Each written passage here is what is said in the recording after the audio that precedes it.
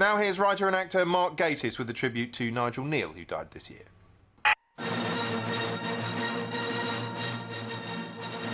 I think our greatest loss this year was the writer Nigel Kneale, who is the creator, most famously, of Quatermass, a huge influence on me and on many other writers. Nigel Kneale was the great pioneer of TV drama.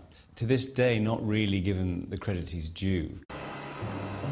It's become a bit of a cliche to say it, but the Quatermass experiment kind of landed like a rocket into the nation's expectations of what television could give them. It appears to be a slightly hokey sci-fi idea, but at its essence, it's a very human story. Now, here's the wife of one of them, Mrs. Caroon. Mrs. Caroon. If you don't mind my asking, what was your farewell message? I think I said, take care of yourself, darling, and don't forget to bring me something back. And then, by the time of the third one, Quatermass the Pit, the most famous one, they find a 5 million-year-old Martian spacecraft, which is covered in what appear to be sort of Kabbalistic symbols. This is no freak, nothing freakish about it.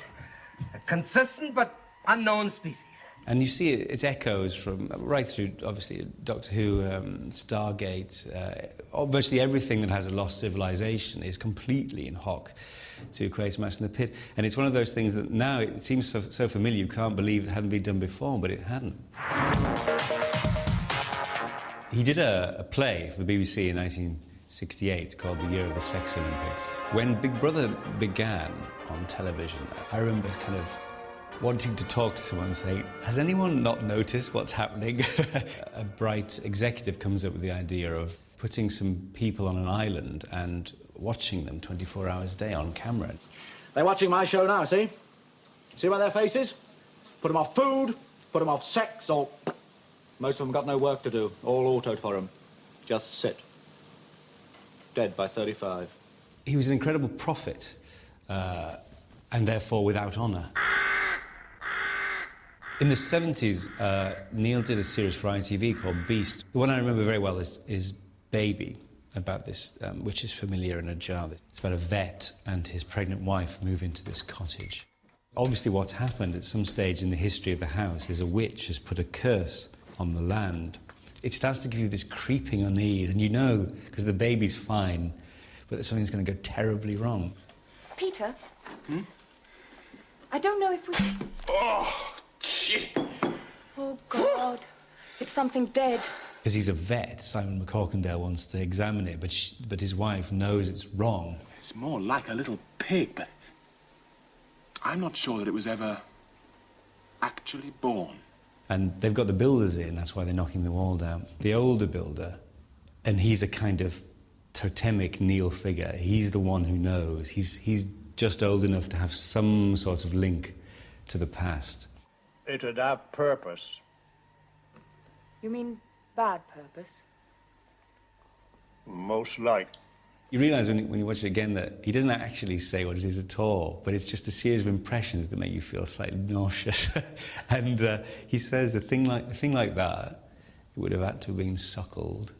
A thing like that, it'd have been suckled, you know. What? Human suckling. I watched that with my mum when I was about 10. We just sat there and felt sick. I think Nigel Kneale's legacy is just kind of landscape-changing pieces of drama.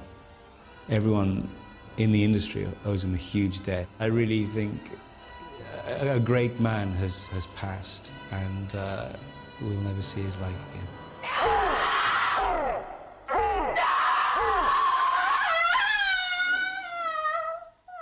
2006 didn't have too many original ideas of its own, and consequently, several things made a comeback this year. We've already seen the return of rave, Cold War intrigue, and most exciting of all, Scooby-Doo. Okay, so Torchwood wasn't actually a live-action remake of Scooby-Doo, it just felt that way. After all, it revolved around a gang of youngsters who spend all their time chasing monsters. The cartoon gang even had their own mystery machine to drive around in. Those lights are just ridiculous. If they really want to turn up looking stupid, they might as well stick an inflatable dick on the bonnet and have done with it. The main problem with Torchwood, apart from all the unnecessary aerial shots of Cardiff, was that while on the one hand it felt like a silly, breezy bit of escapism aimed at teenagers or possibly kids. On the other hand, it was also jam-packed with visceral unpleasantness and lots of steamy anything-goes shaggery. The end effect was weirdly jarring, a bit like watching an episode of Chucklevision with fighting and cum shots in it. When was the last time you came so hard and so long forgot where you are? Oh, that's easy. It was Remembrance Sunday. I was supposed to be helping out with it. Oh, you don't need to know this. Another comeback that wasn't technically a comeback was Robin Hood. The BBC subjected him to such a thorough modernising, the whole thing ended up looking like a cross between an Arctic Monkeys promo and a sort of sword and chainmail role-playing game, complete with location names whipping onto the screen like they were entering the start of a new level. What is this, Grand Theft Sherwood? The main problem really is that this Robin Hood's so young looking you half expect him to whip out a phone in the middle of every battle and start taking photos of it to put on his MySpace page. This year, ITV itself apparently died and then came back from the dead. After a string of high-profile mess-ups, it reached into its own past and dug up some well-loved treasures from yesteryear. Some of these were lowbrow things like Family Fortunes, which returned in an all-star format hosted by TV's village idiot Vernon Kay, and whose title sequence was possibly the single most idiotic cultural artefact mankind has yet produced. ITV also found time to revive some of their well-respected quality shows, such as the dark, brooding crime serial Cracker, and the equally dark and equally brooding Prime Suspect. Helen Mirren returned as DCI Jane Tennyson, battling the bottle and a world full of made-up kids who find mobile phones more interesting than people in it. Sitting in the kitchen. Was she with someone? No. So she was on her own? Oi. Poor old Tennyson spent most of the show gnawing the sandwich of misery and washing it down with the booze of depressed policewoman. Adding to her problems were a dad at death's door and a sidekick who sounded eerily like Todd Carty. Got Cox on the line, finally making his way through all that CCTV footage. And? Tony Sturdy took a weird route home. The whole thing was extremely well crafted, but unrelentingly miserable, consisting of one leaden slab of despair piled on top of another. Foxes have been at her. Fingers and arms, mainly. Yeah, well, those are the best bits. She may only have been 14, but there was a perfectly formed fetus growing inside her. There it is. No, I'm only kidding, it's a bucket of tomatoes, really. Police have charged a 42-year-old man with having unlawful sex with a 14-year-old girl who was found murdered last week. I think Aunt is Bloom was about to start on BBC One. The world of Prime Suspect is so bleak you can't even go for a shitting piece. Anyway, assuming you made it to the end without killing yourself, Prime Suspect was one of the better programmes of the year and proof that ITV is still more than capable of making quality programmes that command a big audience. So yes, well done ITV. God, I'm a patronising shit. I hate me. Okay, that's the end of our review of the year. Hope you enjoyed it. We're going to be back in a few weeks with more of the same, and by more of the same I mean this. Reports about the ghastly backside of television, lots of reviews where I sit grumbling in my hovel, and lots of great contributors like the fantastic US stand-up Doug Stanhope.